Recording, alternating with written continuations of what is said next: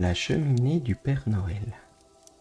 La première fois que l'idée effleura Mario, c'est quand il vit Hans, son grand frère de 15 ans, préparer un piège dans la forêt pour attraper un renard.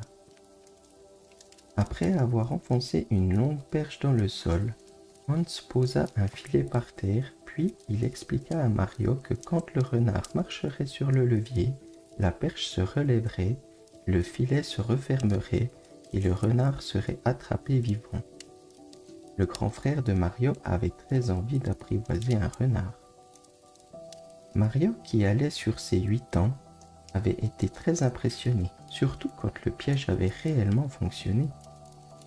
Malheureusement, quand Hans avait redescendu le filet, la pauvre bête terrorisée en était échappée et il avait été impossible de le rattraper. À présent, la forêt était recouverte de neige et il n'était plus question d'attraper un renard. On était le 24 décembre et le Père Noël allait passer. Mario et son grand frère étaient très occupés à préparer le réveillon parce que leurs parents travaillaient jusqu'à 21h.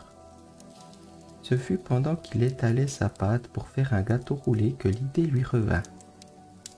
Après avoir mis son gâteau dans le four, Mario nettoya soigneusement la toile cirée. « Je peux aller jouer maintenant ?» demanda-t-il à Hans qui épluchait des marrons. « Ok, mais surveille ton gâteau de temps en temps. » Mario s'esquiva. Il sortit de la maison par la porte derrière, brava le froid et la neige pour aller dans la remise, prit un des filets de Hans et alla le cacher près de la cheminée. Après quoi, il revint surveiller son gâteau. Ça cuit. Il retourna aussitôt dans le salon et examina la cheminée. C'était une de ces cheminées qui semblaient faites sur mesure pour le passage d'un Père Noël. Elle était si grande qu'on pouvait se tenir debout à l'intérieur.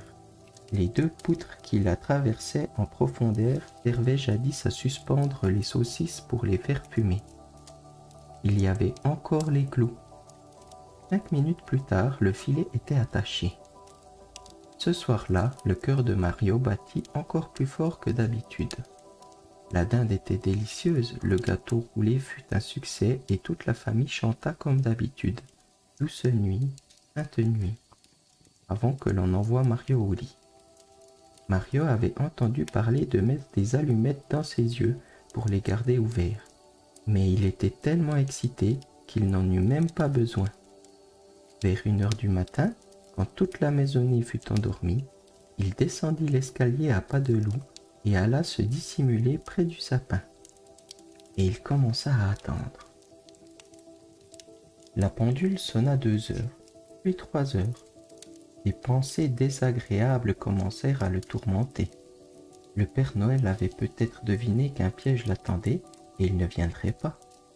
Le petit garçon pensa bien à aller enlever le filet, mais il était trop fatigué et il s'endormit. Quand il ouvrit les yeux, le Père Noël était devant lui.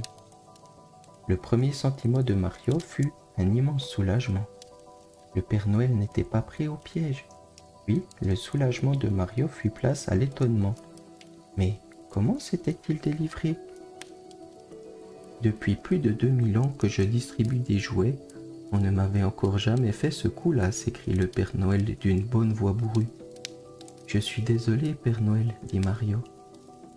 Le Père Noël sourit. Je vais te confier un secret, Mario. Je ne passe pas toujours par la cheminée. Ça dépend. Mario ouvrit des yeux ronds. En fait, je n'en ai pas besoin, expliqua le Père Noël. Je suis invisible. Invisible, s'écria Mario. Mais je vous vois. Je me vois en rêve. C'est le seul endroit où l'on peut me voir. Mais, ajouta-t-il avec un clin d'œil, tout le monde ne me voit pas en rêve. Bonne nuit, Mario. Bonne nuit, Père Noël, répondit le petit garçon. Et quand il se réveilla au petit matin, les cadeaux étaient bien là. Et ça, ce n'était pas un rêve.